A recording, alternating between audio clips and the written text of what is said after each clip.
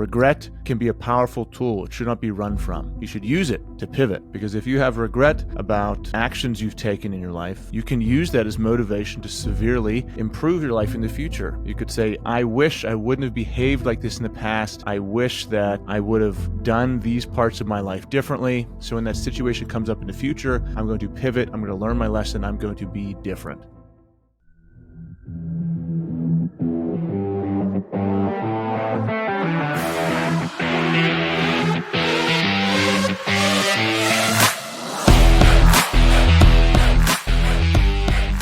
Hi, everyone. Welcome to the Rising Father Podcast. I'm Chris Rodack, talking today about the battle between the man we want to become and our physical selves. It's an internal battle all of us go through. And I'm going to use some examples from my life. The first one happens about my kids wanting me to play with them and do things with them, and me wanting to not do those things. Me wanting to sit down and relax, take a break. That constant pull of, just take a seat, just sit down, just relax. The physical pull to be complacent and to do less. It's always there. And the situations that happen often are, I work a full day, wake up early, do my routine, go to the gym, spend the whole day on my business, do calls with guys, coach in my group. We have brotherhood calls. I make content. I meet with my team, planning an event coming up, the first ever Rising Father event. So we are busy doing these things, and I'm extremely engaged and busy throughout the day. And then my kids come home from school and want me to play with them. They want me to get up and run outside. Even if it's muddy, covered in snow, my kids still want me to run outside and play with them. And I am very grateful that they still want me to do that. My son's 10, my daughter's 8, and my son still hugs me every single day, says he loves me multiple times a day without me saying it to him. He will come up to me and say he loves me. Last night, before he went to bed, he ran downstairs and gave me like a really tight, long hug and said, Dad, I need these cuddles from you now so I have enough to go to school. And I was like, yes, that's a win. That means I'm doing something right.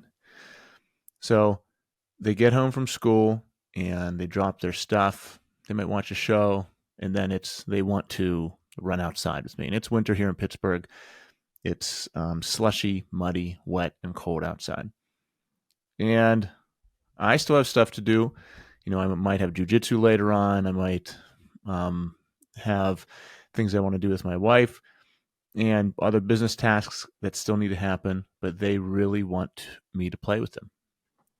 And for me, sometimes if I have a couple hours, the physical pull, the temptation is to just take it easy. It's to sit down, turn on a TV show, tell them to just go downstairs and look at an iPad, tell them to go play on the Switch while I lay in bed. These are the temptations. These are the voices that come into my head and tell me to do those things, to slow down, to stop going after things, to just slow down and die, if I could be dramatic about it. But there's always this pull from our physical self to slow us down, and we have to always battle it. And I think about these older, ripped, athletic, disciplined people who I look up to so much. They are fighting that every single day. Think about your favorite old ripped influencer, whoever that is to you. And, they are attacking life all the time, or else they're dying. They're always scraping away, or they're dying. There's guys in our jiu-jitsu gym who are in their 50s, 60s, who are scraping away and just battling time every single day. And the day they give up, man, it just accelerates exponentially. The decay and rot of our bodies just exponentially goes down the day they decide not to go after it. I've talked to some of these older guys in jiu-jitsu, and they say, yeah, man, if I stop moving, I'll never get it back. Like, I've been doing jiu-jitsu for 20 years. I'm more flexible now. I'm stronger. I'm more mobile. But if I stop for a moment, it's all going to go away. So they're terrified that if they stop, they know their body's going to stiffen up, and they're not like, if they stop for 1 week, they're not going to lose a week of progress. They think they're going to lose months of progress. And I know that from experience with their own bodies. But they are constantly pushing and scraping away at this man that is trying to pull them down and trying to become the man that they believe they should be. And these guys are in their mid-50s. They've got abs. They're stronger than me, black belts, and they're just crushing life right now, and in all areas, because they're constantly pushing. They're constantly pushing, constantly scraping, constantly trying to be the best men they can be. And those are the kind of guys that I want to inspire me. Those are the kind of guys that I want to surround myself with. And luckily, I do that every single day in our group. But with my kids, it's a constant struggle to be the man I need to be for them. And there's a lot of guilt and shame that comes with being a father. If you feel like you're not doing a good enough job, you feel like you're failing, those are natural feelings. And we shouldn't run from them. We shouldn't over-exaggerate them, but we also shouldn't run from them and think that they don't have their place. Like if you could be showing up better as a father, then it's worth it to your family to dig in and decide where you need to show up better. It's worth it. You need to say, okay, I could be doing this better. When I come home, I have no energy. I sit on the couch, my kids are begging me to play and I'm not. I have drinks and eat instead. And then I get more tired and I get more irritable because I'm mad at myself.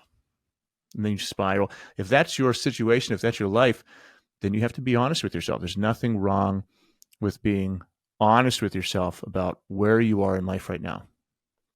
So you got to dig in. Regret can be a powerful tool. It should not be run from. You should not run from regret. You should use it to pivot. Because if you have regret about actions you've taken in your life, you can use that as motivation to severely improve your life in the future. You could say, I wish I wouldn't have behaved like this in the past. I wish that I would have done these parts of my life differently. So when that situation comes up in the future, I'm going to pivot. I'm going to learn my lesson. I'm going to be different. So regret doesn't have to be a bad thing. So use regret, use the stress, anxiety, depression, failure, shame, whatever it is that you have wrapped around things that you wish you could fix.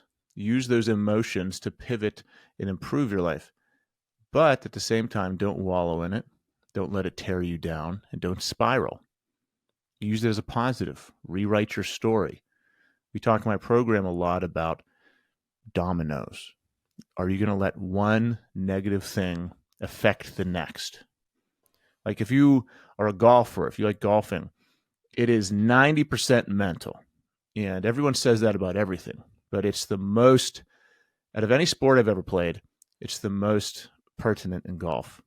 Because you're moving this club over 100 miles an hour, and the slightest twitch of any one of your little muscle fibers can make a difference in where the ball ends up by hundreds of yards. Now, whenever you shoot 100 layups with a basketball, you're not going to sink one, like a perfect layup, and then the next one, the ball bounces off your feet and goes out of bounds. It doesn't happen. With golf, that can happen.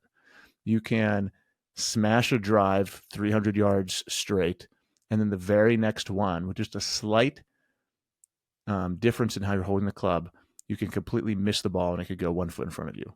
No other sport is it that drastic of just the slightest change in what you do, the massive difference in the outcome. So you have to have a level head. Before you hit, you have to be completely relaxed. You have to forget about what happened before and make sure that you're just being natural, relaxed, swinging. There's a lot of mental skill that goes into playing a good golf game. And if you say you screw up your first shot, if on your second shot you're still dwelling on that, you're going to screw up the rest of that hole. There's no going back. So your first bad shot is going to mess up the second one and a third one. What are the professionals who do well? What do they do? Like Tiger Woods. He might screw up the first shot and get into the trees, but then you see him make these incredible recoveries from the middle of the forest or sand or in the water, whatever it is, because he believes in himself. He knows that even in the failure, even in the mistakes, even in the trouble, he can still succeed. He believes that in himself. That's the mentality we should have whenever we feel these feelings of failure or depression or whatever it is about how we're showing up as a father. It's like, yes, I can improve this. I messed up, but I can fix it. I messed up. I'm not happy about how I'm showing up to my family in this area of life, but I can absolutely fix it. I can pivot. I can be the man of my dreams and the man of my family's dreams. I can be that for them starting right now. What does that guy do? Write those things down and become that. So for me, what does that man do? Well, whenever your kids want you to play, you get your ass up and you play with them, even if you're not feeling like it, even if you're tired.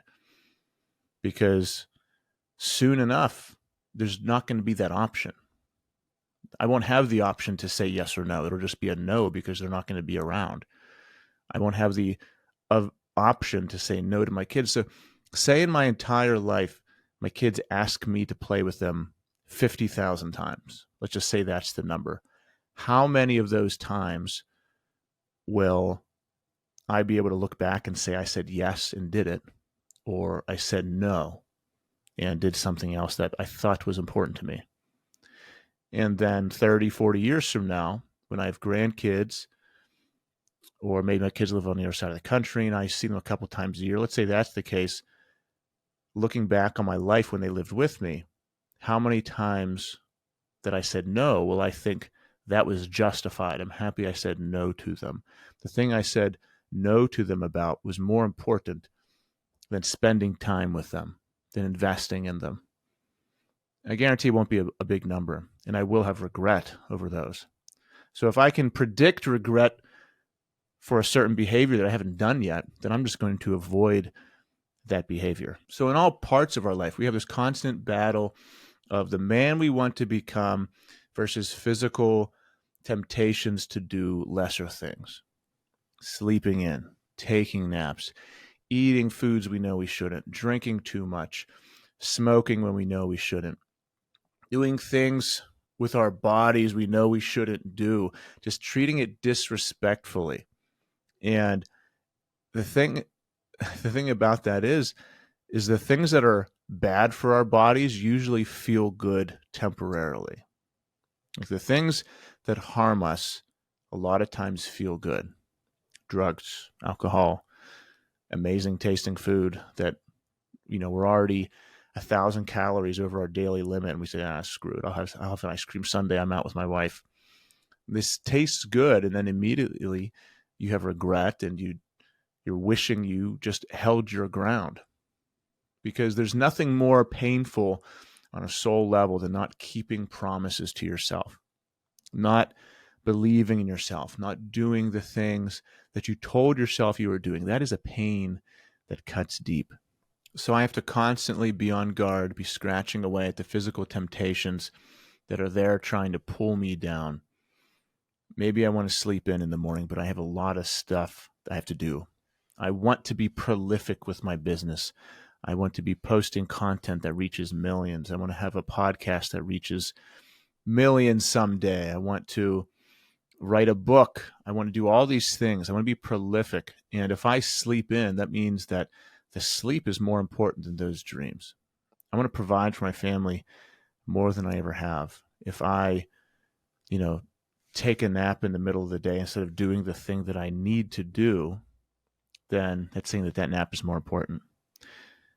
And nothing against naps. I do take naps. Like for me, I can take a 7-8 minute nap and I feel amazing. My wife can't. She just feels worse. But for me, 7-8 minute nap I can. I'm talking like, hour, 2-hour nap or something crazy like that. Or instead of doing work, I watch 3 episodes of Suits, which is a great show on Netflix. So whenever we choose these physical things, you got to think, what am I choosing this over? What's the cost? I was listening to some Jim Rohn this morning, and he was talking about advising one of his friends about the cost of their TV. And this guy said, yeah, my TV cost $400. And Jim said, No, it didn't. It's costing you a lot more than that. And the guy said, no, it only cost me $400. And he said, I guarantee you that that TV is costing you at least $40,000 a year. It's not the TV that's expensive. It's watching the TV that's expensive. It is, what are you missing out on? What could you be built? What could you be building? What kind of kingdom could you be creating if the time you spent watching TV was spent building yourself? Now take the TV example and input anything else. Alcohol, drugs, porn, whatever it is that holds us down. If you weren't doing that thing, what could you be achieving? What is the cost of that thing? And it's not the monetary cost of that. It's what is the cost on your wife, on your kids, on your career, on your potential as a man. Say you have a drinking problem and a bottle of whiskey is $28. And you say, well, this whiskey only costs $28. Is that true? What if you screw up an interview because you're drunk? What if you get a divorce because you're always drunk? What if your kids despise you for the rest of your life because you're abusive, in a bad mood, dark, cold, stressed out all the time, and spiral because of that alcohol? Does that whiskey cost $28 or does it cost you your very life? Got to think about it in a much deeper level. You need to have perspective on these things in order for you to make a change. And that's something I try to do, is I try to have huge perspective, like a helicopter view on small actions. Large perspective on small actions can spur massive growth. What is the long-term consequences of these small actions I'm taking right now? If I compound what I do now 1,000 times, what is the end result? James Clear in Atomic Habits has a beautiful diagram of two planes starting at the same point with a 0.001 degree difference in their direction. They end up on different sides of the country. That's this. It's compounding efforts over time, positively or negatively, can drastically change the result of our life. So today, it's 4 o'clock. My kids come home at 4:10, and they're going to want to play with me. I got my son an electric dirt bike, and I got an electric bike. He's going to want to run out to a parking lot, bring our dog, and drive around and play with me. And I woke up early. I stayed up late last night until 1:30 a.m., woke up early, got all my stuff done because I knew the weather would be amazing today, and I knew that I wanted to feel accomplished, great, and be able to spend this time with him because he's also going to be gone later tonight with CrossFit. And I've been saying no to him for the past week. I couldn't find a charger for my electric bike. I had another project to do. There was always a reason I was saying no to him to ride bikes with him. So I did some extra work on my end. I planned it out, time blocked, scheduled everything so I could get everything done so that I can ride bikes with him when he gets home. And if you want to stay accountable to yourself as to who's the one who's really saying no in this relationship between me and my child, just look back on your weeks. Is it your child who's changing and wants to stop doing childlike things? Or is it you who's saying no to them so often that they've given up asking you? And if I look back on my weeks, it's been me saying no to my kids more than they've said no to me. How many times have your kids said no to you when you've asked to spend time with them? It's probably zero. Let's do the reverse. How many times have you said no to your kids when they've asked you to spend time with them? It's probably a lot more. And I'm talking to you about realizations that I'm having about myself. So this is not judgmental towards you. This is me judging myself, and then maybe you can find a lesson in it. Maybe if this relates to you at all, maybe you could have some perspective also. And that's what I do on these podcasts. It's me talking to you about my own thoughts, feelings, and this is a lot of the stuff as I journal with. I journal about. It's my little thoughts on being a husband, father, being a man, improving myself. And if you can find yourself in my story, then you might be able to learn something from it. Hope you guys enjoyed that. Talk to you soon.